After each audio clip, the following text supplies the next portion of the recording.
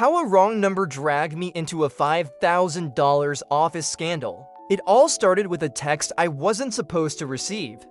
It was a regular evening, and I was lounging on the couch, scrolling aimlessly through my phone. A notification popped up, unknown number. Normally, I would ignore these, but something made me tap it. The message was short. Hey Ryan, I'm Emily, the one who was handling the report. Did you send the final version?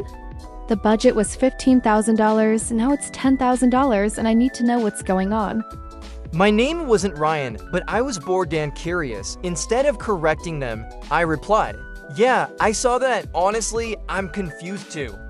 It was $15,000 when I last checked. Within seconds, they replied, Ooh, I knew it.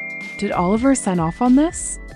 "Alright, focus. The budget was $15,000. Now it's $10,000. There's someone named Oliver involved." That's all I knew. I decided to play along. Yeah, I sent it to Oliver. He said it looked fine, but I double-checked with Ava just to be sure. Ava didn't exist. I made her up, but it worked. Ava said it looked fine? I smiled. She had no idea what was happening. Yeah, but maybe double-check with Oliver. He might know more. I thought that would be the end of it, but no. Okay, I'll text him. Thanks, Ryan. I laughed. Somewhere, a whole company was spiraling over $5,000, and they thought I was Ryan. I saved the number under random texter and went back to my night. A few days later, my phone buzzed again, random texter. Ryan, this is a mess. I got Oliver, Sophia, and Caleb on this group chat. Can you jump in? Oh, this was getting better. Let's try my luck. I took a breath and joined the chaos. Hey everyone, what's going on? Sophia replied first. Ryan, we just want to know what happened. Did Oliver approve $10,000? Because we can't go under $12,000. I had no clue what they were talking about, but I wasn't about to back down.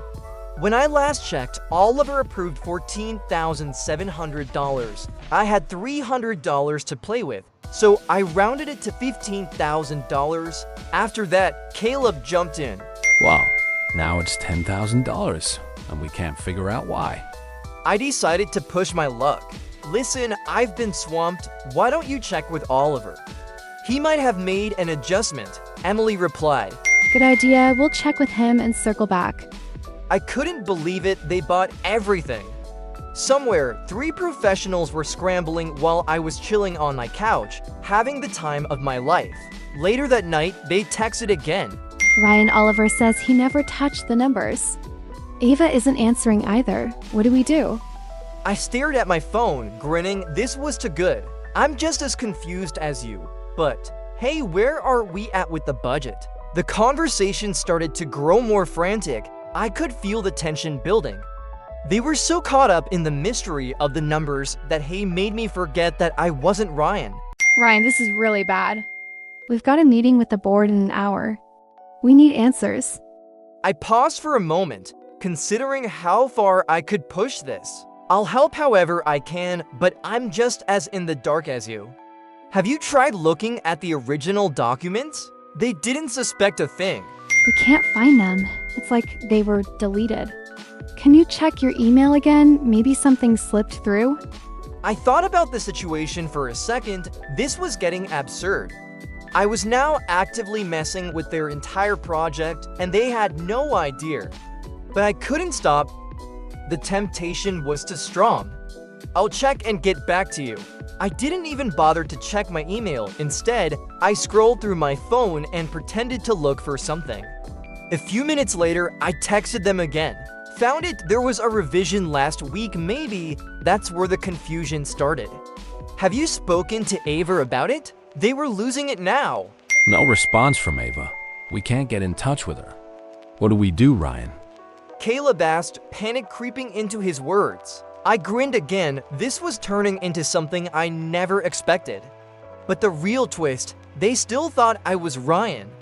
I decided to escalate things further. Listen, I'm not sure I can help much more if Ava's not around.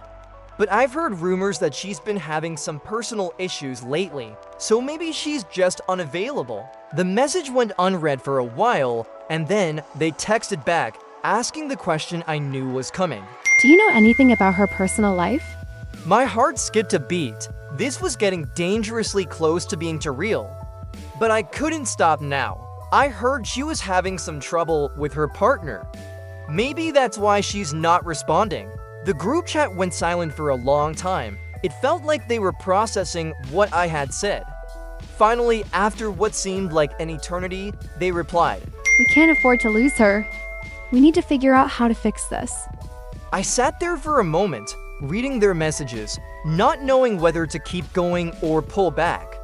But as the minutes passed, it became clear I had taken this as far as I could. At that point, I had to make a decision. Would I reveal the truth or keep playing along until it all unraveled? In the end, curiosity won out. Hey, I have to be honest, I'm not Ryan. I just wanted to have some fun. Sorry for messing with you all. Silence, then the flood of messages came.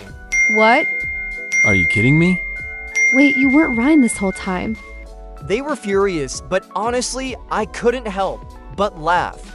Somewhere, a whole team of people had spent days on end scrambling because they thought I was someone else. And the best part, they never figured out what really happened to the budget. In the end, it was just a simple text sent to the wrong person, but it pulled me into a whirlwind of confusion, secrets, and corporate chaos. What started as harmless curiosity became a strange reminder of how quickly people trust what they want to believe. The lesson? Sometimes, all it takes is a confident message and a made-up name to turn a simple mistake into a full-blown mystery. And maybe, just maybe, you shouldn't trust every text you receive.